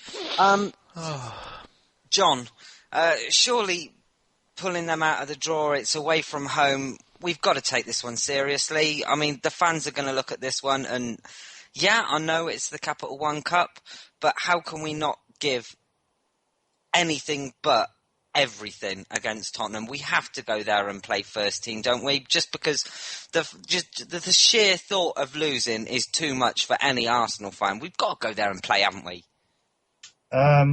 I'd like to think that, but I happen to agree with Danny. I don't think he's going to play many of the first team. I think it will be Arteta and Flamini, if Flamini is still here by the end of the window, and then it'll probably be, I don't know, Walcott might get a game up front. I was kind of disappointed that we drew Spurs, to be honest, because I wanted to see players like Jeff and the famous other Jeff play, and some of the other younger kids like Iwobi, who I still think will get a game, but I don't think he's going to take it as seriously as Pochettino is. I don't know whether that means we'll lose. I don't think so, because I never think we're going to lose to them, because I just think they're a complete bag of shit, to be honest. But there you go. It's just my opinion. Very true. Kris? Yeah, it's a tough one. It's very. Can I interrupt a second? Would it help if I told you that before that game, which is on the 23rd of September, 4 days before that we're away at Chelsea, and then 3 days after that we're away at Leicester, yeah, he's not putting out a strong side for that. No way. With those games around then. The only thing I would say, actually, just quickly before you go to Kris, is it would be nice if Rosicky, Welbeck and Wilshere were all fit, because it's the sort of game where we could have actually shown our squad depth, because those players aren't going to get in the first team at the moment, but they could easily play in that game. Yeah, that's an excellent point, John, I have to say. I mean, if you look at the last time we played them in the League Cup, where we won 4-1 after extra time, and if you look at the lineup for that, so there's a precedent set here: Fabianski, Giroud, Abue, Gibbs, Koscielny, stay with me, Rosicky, Ramsey, Nasri, Denilson, Jack Wilshere, Henry Lansbury, and Carlos Vela. Substitutes: Arshavin, Shamak, Clichy, Sanya, Almunia, Eastman, and Emmanuel Thomas. So that sort of lineup strikes me as, yeah, it is a bit second string, but if you look at what we had to play players-wise available at the time, it was kind of a mixture of the two. It's a tough one, because I think Arsene will actually want these young players to get some experience, and he'll want to play them in this sort of game, because what better experience can you give these young players than playing at the home of your arch enemies, in a match that, whilst it might not really mean much to the club long term, it means an awful lot to the fans, whether we're playing them in the under sixes or the Premier League. So in a way, it might be the making and breaking of a few players. I do think John's got a point. I think, you might see the likes of Big Jeff and Iwobi, maybe you might still see those, but it might just be sprinkled with a little bit of a Flamini, and don't forget you'll have Ospina will be in goal that night, and again, like John says, let's hope that we've got a few players coming back from injuries at that point. Even a Theo Walcott up front wouldn't surprise me in that sort of game. So, and also you've got to look at what are they going to play. That's the other thing. They're in the Spurs Day Night Cup, they'll play first choice, Kris. I don't think there's any other doubt, because for them, it's a game that means something. Not that it doesn't mean anything to us. I just think that it's like Danny's already pointed out. That's their one chance. It's their cup final, isn't it? Yeah. It's their realistic chance of silverware this season. I do agree with you, but at the same time, I'm not 100% sure. If you look at Pochettino's lineups in the past in this competition, they've again been a mixture of first and second choice. So don't get me wrong, they will probably be slightly stronger than us, because, like you say, for them it's the be all and end all. But I don't know. A lot can happen on the night. I'd like to think that we'll pick a side that's capable of getting a result, even if that result is It's extra time, isn't it, if you draw the night? So even if we could get them sort of to penalties, maybe. But let's be honest, again, we're talking about Spurs. We should really be able to go there with a second choice lineup and still get a result. So, let's hope we put in a performance, and who knows, if we get lucky in the night and get a couple of goals up, then, we might be able to rest players and still go through. Yeah. When I said that we're going to get mullered, we're going to go there. We're going to play Ospina in goal. We're going to play left back of Gibbs. We're going to play the centre backs from last night and right back of Debuchy. That's not too bad. It's when with the who you're going to play in the wings and up front, because we haven't got any, have we? Maybe you're going to play. It's going to be Rosicky, Arteta, and Flamini in the midfield. Are you eating? I'm eating sweets. Yeah. You're such a fat cunt. Seriously, you're on the podcast. We've won awards, and you're sat there fucking shoving sherbet lemons in your gob. Put them down, Fatso. What have you shoved in your body before we started? And don't mention it. My mum listens to this. You can fuck off. It was glowing, and it was sparkly, and it had nobles on. Exactly. Plutonium. Carry on. No, it wasn't. It was a carpenter fleshlight. Rosicky won't be fit, Danny. No way. Will he? No, they reckon it's going to be 6 months. 6 months? Yeah. Oh, I thought he was going to be back soon, for God's sake. So that is soon for us. Flashlight. Listen to ABW After Dark. the carpenter fleshlight in all bad shops and Poundland shops. Terms of condition apply. If it blows up while it's inside you, or the other or you're inside it. Or you're inside it, I should say. Then there are no... If it's inside you, you've got a problem. You really have got a problem. A massive problem. Yeah, so I think the back five will be fine, and then the rest of it will be, like the others are saying, it's going to be sprinkled with other Jeff, as I've now officially named him, and a few of the others. But they'll go out there and they'll hammer us, and I hope we go out there and we show how good we are, because we've got such great prospect of young players. Those 5 young players we brought in the summer are going to be, 2 of them have already showed that they're going to be really good. I'm just always negative when it goes to playing those scum. I'd rather beat them in the League Cup and lose to Leicester in the upcoming Premier League game. That's how important it is for me to beat the scum. Do you slow down for car accidents? I've never actually. I don't road rage, believe it or not. All those years driving, I never once road raged. That amazes me, because don't use my indicators either. Though it costs me £1 to go. Oh, I mean, you come across as quite a chilled out fat man on the show, but I am. Really, I mean, you're quite an angry person, aren't you? Go and look at me playing John at FIFA on Twitch, then you see the real me. Yeah, and you thought the swearing has been bad on here tonight. Oh, mama! Turn the air blue. Kate, we'll go to you next for your final thoughts. Oh, fuck, I dropped me sweet. For my final thoughts on which particular subject, Danny's sweets, or... No, well, your final thoughts on Danny's weight issue. So if Danny's comfortable in his own skin, then let him be happy. I mean, granted, there's a lot of it, and when he does finally decide to lose the weight, because the doctors tell him there'll be a lot left, but... I think I'm comfortable in my own skin. There's enough room for you to all be comfortable in my skin if I took it off. Oh, Jesus Christ. No, Kate, Tottenham, please. Save it. I don't want to be negative like Danny. He could be the only negative one, but... do you know what? I'm always going to be positive and say that we can go out and get a win, and anyone can win on the day, and let's hope it's us. Yes. So our final segment before Twitter questions is on transfers. And as you're all aware, it's silly season with, 4 or 5 days to go. Gooners are starting to get a little bit irritable. So here's the latest names linked and our thoughts on if we can sign them. Kate, I'm going to start with you. This seems like a fairly no-mark question, but Karim Benzema... it's probably the biggest name we've been linked with all summer and the one that's dragged on the most. So let's have the developments this week with it and what you think of this transfer in general. It was an exciting transfer. There was a lot of hope built up over it, but I guess it was one that never really made 100% sense in your mind when you really thought about it. Madrid had always maintained they didn't want to sell him. Benzema started as Perez's project, and he was brought in by them. They loved him, and he turned down offers from, I believe, PSG, Man United, and Man City. They could probably offer him a lot more money than what Arsenal would. Why would he come to us? But I don't know whether the Arsenal interest was real or not, or whether that was just speculation by the media. But it was taken far too long by far too many supposed ITKs on Twitter, and it's sold papers at the time when it's being done. So just got everyone's hopes up just to be let down. Yeah, and of course, I think the final line under this transfer in particular has got to be the fact that the player himself tweeted saying that he was happy at Madrid. And I know all those people listening now going, oh, well, Ozil said he was happy a week before he went. He's not going anywhere. I've called it from pretty much the second day that it was out. Kris, I know you have as well. Like Kate has said, it's a transfer that never made any sense. Do you know what? If Marco Reus, who scored a hat-trick tonight, had gone to Real Madrid, then maybe I could understand it. But as it goes, not happening, not going to happen.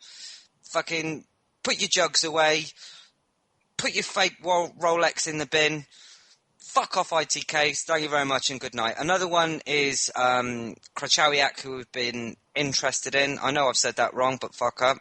But yeah, he's come out this week and said that he's happy, so I don't think there's anything happening there.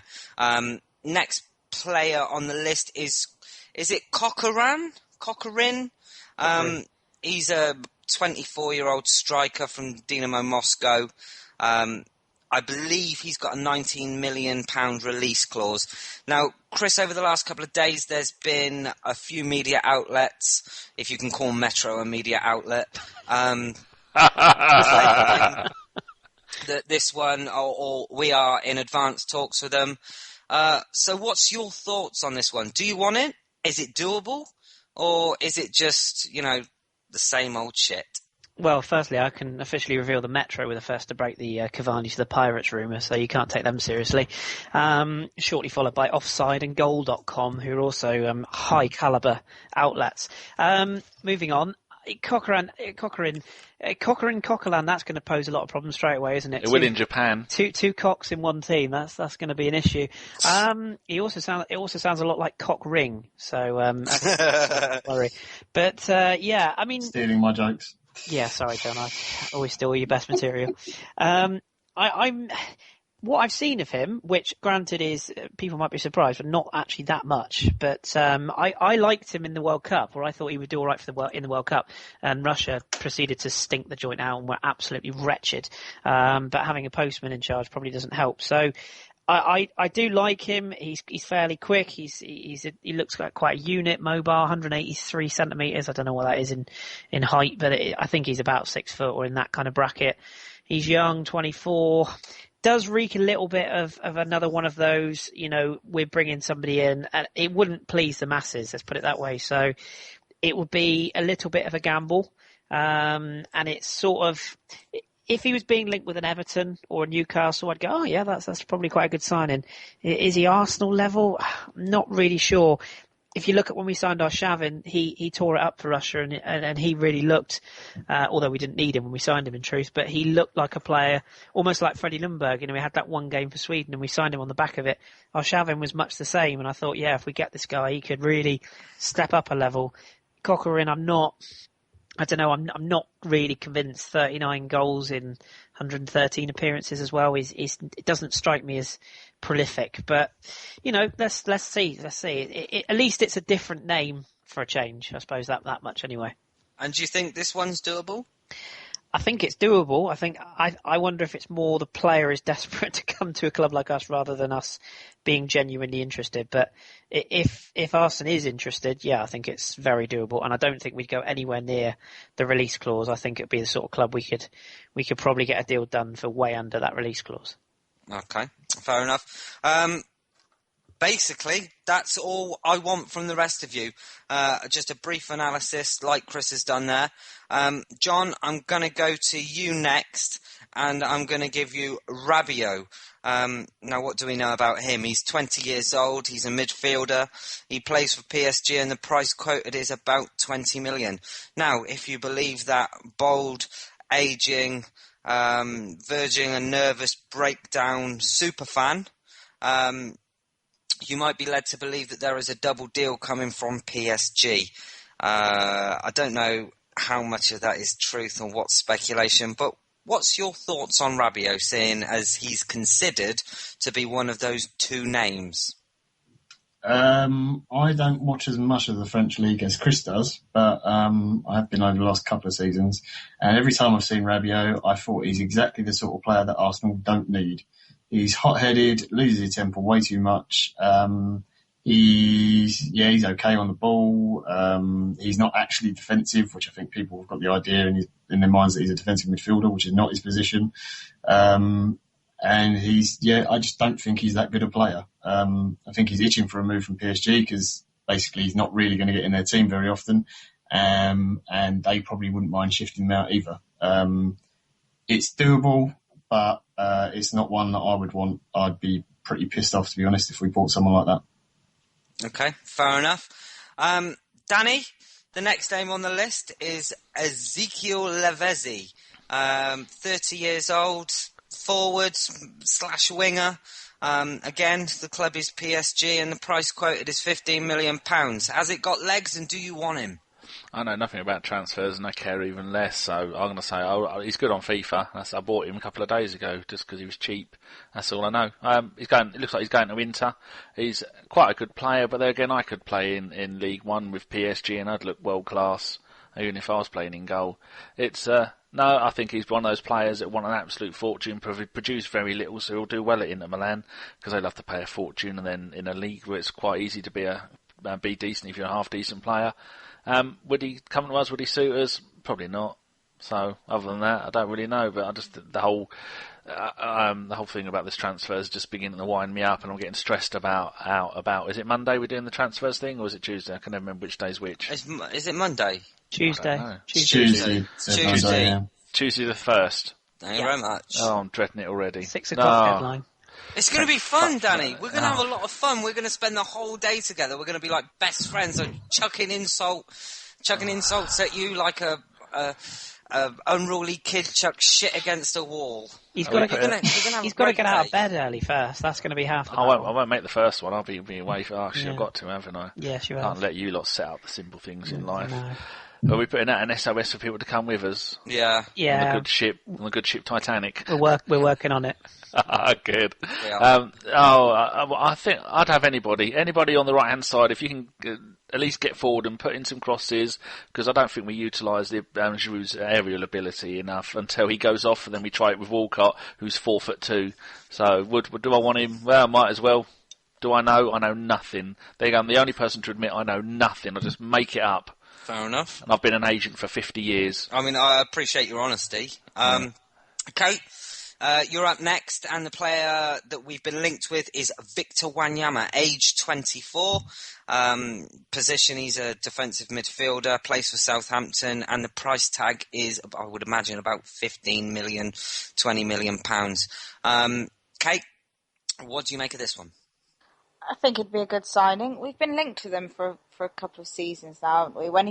Before he left Celtic to go to Southampton, we were linked with him. Nothing came of that. He's got 3 goals and something like 57 starts for Southampton. That's not too bad for a defensive midfielder. He's also been linked with that shit down the road. So if that's true and we're up against them, it would be nice to beat them to the signing, but you can't just sign a player because of that. I think he could be good as a defensive midfielder. And let's be fair, we need one. So I don't know much else about him because I don't really pay that much attention to Southampton. But, there's Star Wars again. But yeah, could be a good signing. Yeah. And do you think that he's someone we need? Well, we've been calling for a defensive midfielder for how long? So yeah, if that's the best we could do, then definitely go for it. But Southampton come out and said he's not for sale. Yeah, I think they have. I think they've either tweeted something or they've come out in a press conference and said that basically taking him off the market. I know there was a lot of speculation because he was left out of the Southampton game either last night or the day before.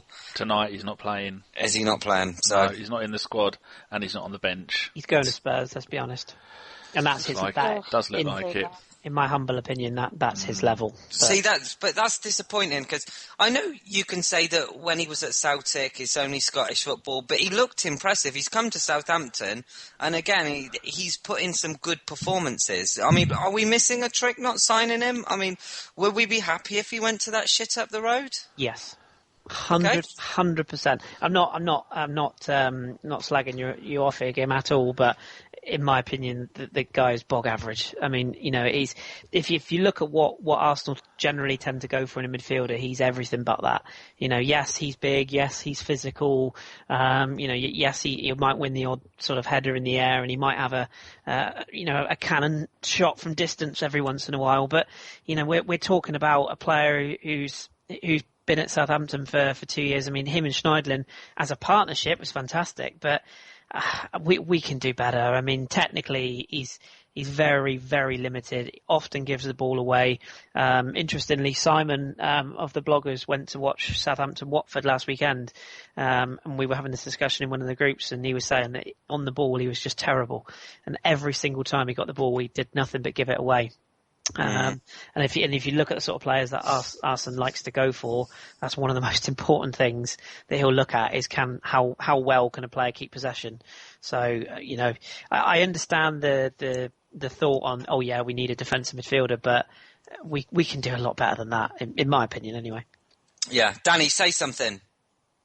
Sausages, Dortmund 7-2 up after being 1-0 down. Woof, get in there, Tommy Tickles. Oh, apt as well, because he's German. But from one Bender to another, we'll move on to Lars Bender. And John, will come to you. Age 26, position defensive midfielder, club Leverkusen, price around 25 million. Good signing or not? Your thoughts, please. Yes, very good signing. Exactly what we need. Sadly, I don't think he's going to leave Leverkusen. And as Don would say, I've just pissed all over his cornflakes. Apparently I've been doing it for weeks. German players don't generally like leaving Germany. I know we've obviously got Germans in the team, but he's the captain there at Leverkusen now since Simon Rolfes has left. Retired. Leverkusen just got through to the Champions League group stage last night, after beating Lazio quite impressively. He's now formed a new partnership with Christoph Kramer, who's just come back to the club after a 2-year loan at Gladbach. He's integral to that side. So there's very little chance of him leaving Leverkusen, in my opinion. If he goes anywhere, it will probably be in the future to Bayern Munich, as most decent German players do. So the fee and everything else is right. There's a rumour that he still has a buyout clause. Whether that's still actually in there because he signed a new contract not that long ago, I don't know. So I don't see it happening myself. I'd love to have him. He'd be absolutely brilliant. He's exactly what we need, but no. I don't think we'll get him. That's fair enough. We'll finish this off then. The last name on the list is probably the biggest name of the lot, and that's Edinson Cavani from PSG. Now, he's 28 years old. Of course, we all know he's a striker, and the price quoted is anything upwards of 45 million. Kris, I'm going to go to you on this one. I know you're very big on French football. You watch PSG a lot. You know a lot of people in France that, have access to maybe a little bit more information than others would. So is there anything you can tell us about this one, or is it complete rubbish? I can tell you quite a lot, actually, and some of it will be a bit statty, so I apologise if I send people off to sleep with it, but it's all interesting information. The first thing to say is that I am not, I repeat, not ITK here. I'm literally reporting or telling you stuff that people have told me, that there's no guarantees in any of this, and it's definitely not something you can go and put your mortgage on, so please don't, because I can't afford the repayments. But the talk is that the player wants the move. That Arsenal are keen, and if the price suits Arsenal, then they will be willing to put the financial bits and bobs in place. And I've heard that from one source in the UK and two different people now in France, both saying that the player is definitely open to a move if we were to firm up the interest. That being said, those same people that have said that are also saying that PSG don't want to sell him. So you kind of reach an impasse with that agreement as things stand. Now, what I would say is, how many times have we heard from clubs John Stones, for example, where a player says that is actively looking to leave, and the club say, no, he's not for sale. He's definitely not for sale. No, he's not for sale. He's not for sale. Sorry, we sold him. So I wouldn't necessarily say that the be all and end all is a club saying we don't want to sell him. What I would say though is PSG are more likely to shift someone like Zlatan than they are Cavani.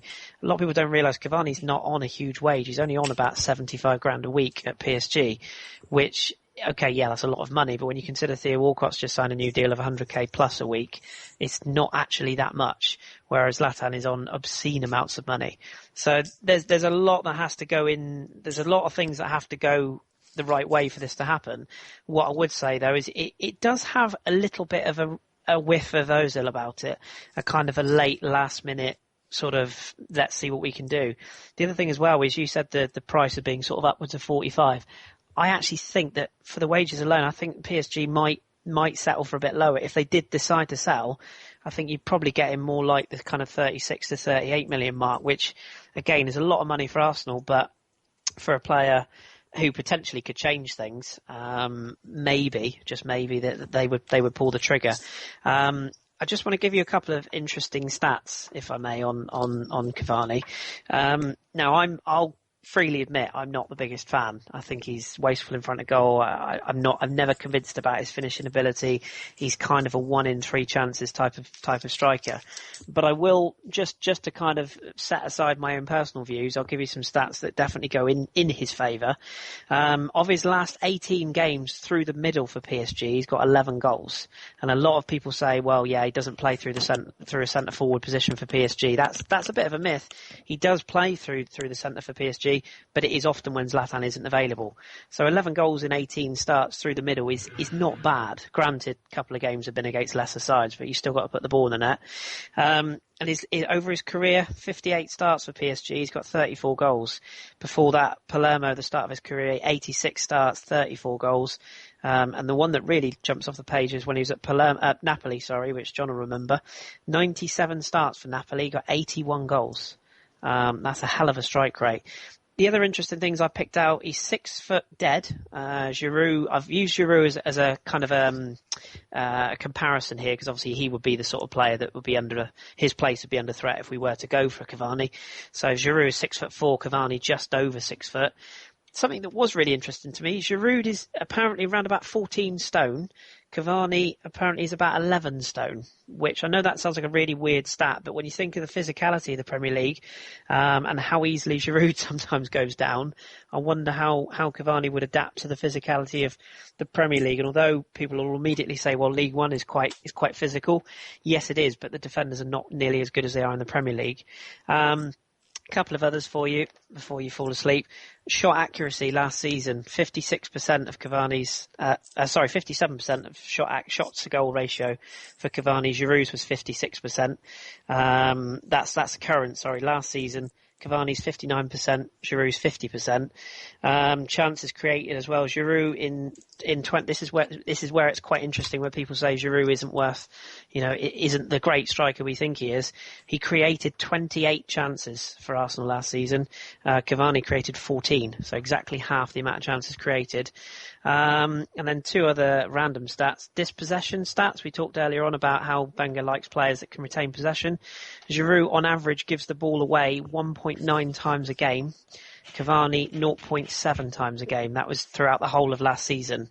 And also, another one of everyone's favourites, bad first touch, stroke giving the ball away from possession, i.e. when you receive it. Over the course of last season, 1.5 times Cavani did it a game, Giroud 1.9. So there's a lot of kind of stats that will probably mean absolutely nothing to people listening to this, but it might make some people think, actually, there is something in that, because the comparison is there with Giroud. Cavani, is he an upgrade? I'm not sure he's an upgrade. What he is, though, is something a little bit different. Bit quicker, bit better movement, plays on the shoulder of defenders, and arguably being made, the little arm round the shoulder, you're number 9, you're our new second coming of Jesus. I just wonder. I'll just say one other thing before I shut up. Dom made an excellent point when I was talking to him earlier on. If you look back through history, how many quote unquote big name or world class strikers have Arsenal ever signed? Because we couldn't think of one. if you look at all the players we've gone for, even a Dennis Bergkamp, okay, Dennis was unbelievable for us, but, he was a failing export into Milan. Thierry Henry was a failed winger in Serie A for Juventus. Emmanuel Adebayor was a nobody at Monaco. Eduardo Silva, again, a nobody. So, how many times, even Ian Wright, you can go back that far, he was an untested sort of mid-20s player at Crystal Palace. So Davor Suker. That's a fair shout. Davor Suker was a genius. But that being said, he was in the twilight of his career, and if I could have one striker I'd bring back to Arsenal now, if he was in his heyday, it would be Davor, because he would do a really good job. So I mean, right? How dare you? Well, yeah, but you know what I mean. But it's an interesting one. As I say, I'm not a massive Cavani fan. He does have lovely hair, and he probably would sell a lot of shirts, but I just wonder if he plays like he does for PSG and he was in the Arsenal lineup, people give Giroud shit for missing 2 or 3 chances a game. You might need to get used to that with Cavani, and with our fan base and how bipolar they can be, Cavani would probably need a good 6 months to settle, and I'm not sure that our fan base would give him 6 weeks, let alone 6 months. So, if it happens, great. Let's hope it works out, but even if it does, I'm not convinced that it'll be the stellar signing that everyone seems to think it might be. No. Thank you very much. That was the transfer part of this podcast. We hope that that's helped you. I know you've probably still pulled all of your hair out. But I urge you to stick with us on transfer deadline day, because even if it does go tits up, you'll have me and Danny and some fantastic guests, and of course ABW's unique brand of humour. So with that said, then we'll move on to the Twitter questions. Basically, Danny, we need quick fire because we are already running over time. Yeah, so as usual, we've gone through all your questions. Gimli has incorporated quite a few of them. And so we've already gone through some of them and added them into the questions during the pod, but some of the ones that we're going to ask now are ones that we've got to do quickly. So I'll ask 2 of you. This is from our mate Dave Seeger, who is at GoonerDave66. Is Gabriel the new Martin Keown, and should he keep his place? Kris? I think he will keep his place. I don't think he's a new Martin Keown yet, but he's got all the potential to become so, yeah. All right, Kate, do you want to go on that? I'd probably agree with Kris. Giving him a bit of game time, he's got the potential to become world class. Okie dokie. Right, this next one is going to go to John and Gimli. How many points? This is from I Love Lecoq, who is at AFCMIKEY. How many points do you expect us to take from our Champions League group? And while those 2 are thinking about it, the other 2 of you can answer it as well. So anyone answer whenever you want. 11. 11 points. Out of 18, Gimli. 12. Kate? 11. John? 10. Oh, I think we're going to go unlucky 13. And finally, this is the question I really like from Omar Riaz, who every time I see it, I think it's Omar Rizza, the ex-Gooner, at Omar RIAZ39. Who should get the number 7 shirt when Rashiki leaves? Kate? I don't know, we might bring in a new player by then. Oh, sneaky answer. John? Alexis, and if he's left, Big Jeff. Oh, this would be a very accurate. Is it accurate? I'm trying to think of the right word. Accurate would do. No, accurate. This would be an accurate question from Kris, because you've picked right, Kris. And so use the word Quentin Quist. Hello, Danny. Because I ain't going to say the word right after Is Jonathan Kris. Ross on the podcast? So, because Kris, because he plays on that's a number for a player who plays on the right. You're gonna see Sean and their mates just walked in and they've completely thrown me off the banging on the window, and I quickly muted the fucking little shits. Right, so who would have number 7, Kris? I personally would go for the Ox, because the Ox plays on the right, and that's what number 7 should have, play him on the right. Yeah, Ox or Alexis, but frankly, it should always be Robert Pires' number. Retire it. Yeah. Oh, well, there you go. Gimli, who would you have number 7? And then you can be back in charge now. Alexis. But you can't. He plays on the left. Don't That's number call 11. me that word. Sorry. We've spoken about this. Ox should have number 11. But he plays on the right, not in left. You can move them around as long as they're wide players. And 7 is always right. 11 is always left. Danny, right. have we got time to ask you one really quick question? Because it's a really good question, and I want to screwball it in. Yes, it is. Okay, you got a really short answer, but I know you think strongly in this. I've lost the bloody question now. Yes, it was from Arsenal's Creed at HPJ Guna. Is it good that we depend on our fullbacks for width? Barca do this, but we don't have exceptional fullbacks. Why don't we make inside runs than outside? Just like a brief. Why don't we do that? Because we don't. Good, brilliant. Thanks very much. I think basically what Arsenal's Creed is saying is that our fullbacks are probably not of the level of a team. Bellerin does. Look at the goal against Liverpool. That was a player coming in narrow rather than going out wide. I can answer that one in more depth, Chris. Go on, Gim. Because we should shoot more. There we go. Are we going to put out our appeal? Yes, we are. About the... Go on then. No, actually, no. We'll save it for next week. It gives people a reason to tune back in again. We've got a very sneaky appeal we want your help with. It's like a Blue Peter appeal, but no one gets saved. And no one gets anything if they manage to pull it off, but it's going to be a giggle trying. It just gives grief. It just gives grief to our competitors. Yes. But yes, we should definitely shoot more. We'll finish this off then with some shout-outs. And I'm going to start because I can. So my shout-out this week goes to Arsene Wenger. Sign someone for fuck's sake. Danny? Mine is going to go out to a group of young men who are known as the Federation States of Micronesia Under-23s.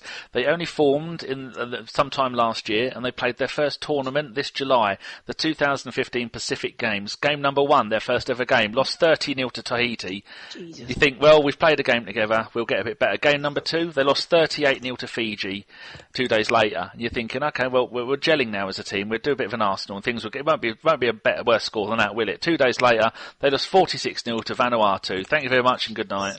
So my shout goes out to all of you if you haven't hung yourselves by now. You think the Pirates are bad? Oh yeah, they should get you as manager. We should play them. Maybe we should sponsor them. You've seen what our sponsorship has done for the Pirates. So what? You're in a 5-year deal, I'll remind you. You're only 2 years into that 5-year deal, so... So they conceded. They finished bottom of the table, scored none, conceded 114 in their first 3 games. We were never that bad. Chris, can we put in a transfer request? No, the ink is very much dried on the contract, I'm afraid. You're tied in. Southampton have lost. They're out of the Waffer Cup. release clause, 2 mini cheddars and a Twix. That's only if I'm fired, and I'm my own boss. So. Tough. I ate them. We're well and truly screwed. Danny, why don't you get someone to look through the contracts? I mean, I can't put it into it. Kate, save us. Yeah, can I ask Chris a question? You can try. Where does the name Barbican Pirates come from? I live on the Barbican in Plymouth. Were you all dressed up as Peg-Leg Pete one day and decided that's what you were going to call yourself? No, shamelessly, I must confess, I wanted the team to have an identity, because I hate teams that just go, we'll call ourselves the Crown and Anchor. That's original. So that's Gimli's nickname at school. There ain't no party like a pug wash party. Amen, Seaman Staines. So, we kind of just thought we wanted a theme, and it coincided when we named the club. It coincided. They do a thing in where I live on the Barbican. They do a pirate weekend every year where people dress up as pirates, and it's like a big whole market type event and whatever. I'd be less surprised if you said they did a pirate weekend where they don't dress as pirates. Personally, I thought you should have been called Inter Milan. Well, of course, or Norfolk and Chance or whatever. That's Wayne Rooney's local team. But you'd be amazed how many people took the piss out of the name our first season, and now 3 years down the line, they're all going, "Oh, actually, that's quite cool, isn't it?" Like, yeah, it is. So fuck you. Skull and Bones Park. Were you a fan of Captain Pugwash then? And is that where the fleshlight comes from? Your first masturbate. It was his obsession with Roger the Cabin Boy. I can't comment on these spurious rumours. I'll have to let my agent put out a press release on that. And fear not about people making fun of your name. I mean, look at the Japanese were absolutely incensed by Jeff United, but look, now he has his own Twitter account and he's on this podcast, so things can get better, and I think you should remember that. And don't forget Deportivo Wanker is it Colombia somewhere? I think they're called Deportivo Wanker. John, back me up on this. They do exist. I have no idea what you're talking about. Okay, carry on. I'll look them up. In your dreams, Kate. What? What do you want me to say? Oh, shout out. My shout. I forgot which section we were on. I am giving my shout out to my friend Beth, who I work with. I can't remember what her Twitter name is because I don't think she told me. But she's on Facebook. Her name is Bergkamp, and I work there. And it was her fault that I had to stop on the way home from work and get a KFC lunchbox because she said she was going to have a bargain bucket, and then she didn't get one anyway. All she got was chips. But anyway, my shout out's for Beth. And what did Gimli have? Nothing, because I'm watching Danny's weight. Gimli's fault. John. My shout out is to Luca, who is at dream_shake, because he's very excited because hopefully he can get a ticket to go and watch Arsenal play Zagreb, and as he's the only Croatian I know. So. And what's Luca's second name? Oh, Luka Kolakusic. Thank you very much. Danny, what's Luca's second name? Kevin. And my friend Herman Hervoge is also an Arsenal fan. Luca Kevin. It is. Kevin. That's what the K stands for, Kevin. And Herman's going to go as well if he can. Hello, Herman. Not that you listen. Is he German? No, he's Croatian, you fucktard. Get on with it. Fair enough, Chris. I'll get Kevin on you. Dear. Right, just quickly, Deportivo Huanca is a Peruvian football club based in the city of Huancayo in Peru, in Peruvian Andes. You know anyone can make a Wikipedia entry, don't you, Chris? Well, yeah, but it's true. And this I once made a Wikipedia saying that I was married to Eva Mendes. Fucking changed after an hour, though, but it was still a good hour. This is legally binding. This is the important bit, which basically means it has to be true. It was founded in 1996 and was named after the Wankers people. And their nickname is Los Wankeros. So there you go. Go follow them, people. There's a podcast waiting to happen there, Gim. Absolutely, right. On to business. My shout out is to a chap called, his name is Harry Krishna. I don't think that's his real name somehow. It might be, I don't know. Think? He's, maybe not, but he's at Harry Krishna, on the Twitter. Beep, asshole. Reason for, the shout out is, Harry sent me a link a little while ago, detailing a team that he supports in Austria, who are called, I can't even remember, Wiener Sport Club. And they're basically a team. They're in the very bottom leagues of the Austrian division. Oh, I watched that. Sounds like a sex shop. And they're very sort of they're anti-homophobia, anti-racism, real family-orientated club, and they actually managed to get a friendly with PSG in this pre-season. There's a brilliant video on YouTube. Was that the YouTube video? That's the one, yes. Yeah. And he was talking to me about it, and he was saying how fun it is to listen to a podcast that covers all kind of all kinds of areas of football as well as Arsenal. So I wanted to give him and sex toys. So I wanted to give him a shout and a shout to Wiener Sport Club. That the video is, I think it's about 8 minutes long. It's well worth a watch. So this is very good. Shout to Harry there. They even include the fuck ups in it. And he does listen to the pod. He's not just a random bloke. Is he an Arsenal fan? He is indeed. Yes, he has his own Soundcloud channel as well. SoundCloud.com/Harry. Yes, hello Harry. Can I just say, I just looked up these Deportivo Wankers, and I love the fact that their shirt says "De Wanker" on it. It does indeed, yeah. You can buy many shirts. It's great. There's so many people that could wear that shirt, and it would just for them. It's big in the hood, De Wanker. De Wanker. No. Second only to Merthyr Tydfil Minges. They're not quite as good as Deportivo Moron, but they're not far off. No, I like them. I bet on them a few times, lost a lot of money. Anyway, we're rambling. All that's left now is to thank my wonderful guests tonight. Kate, Chris, John, Danny, you have to be here.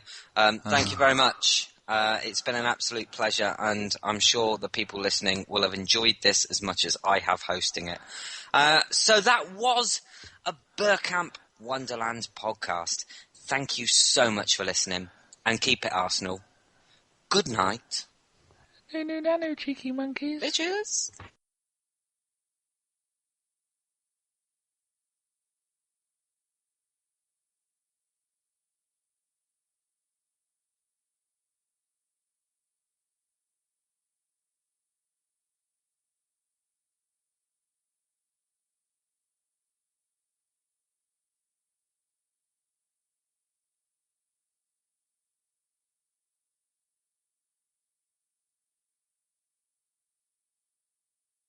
My point was, because if Sian would have been here, we like to watch, we used to before she got a life, watch the the coming in of the shows and stuff. But was it Celebrity tonight? Yeah, I didn't. Yeah. I don't watch the normal one anymore. We should have just watched it on Plus. I'm recording it. Yeah, I'm recording it as well. Why are you even watching it? It's fucking because it makes me feel better about my own life, John. Jenna Jameson's going in. Is she? No, she's not. Oh, please be. Please be, I have absolutely no comment on that whatsoever. Hey, Kate, are we recording it? Dirty pervert. I can give you some movie titles if you need them, Gimli. He's probably already got them saved in the memory. Just go back onto Chatterbait and see if that bird's managed to pull it out yet. Got stuck there, haven't I? I had a little flick. I've come to the conclusion with that one that obviously she put a mini milk up there and it had melted.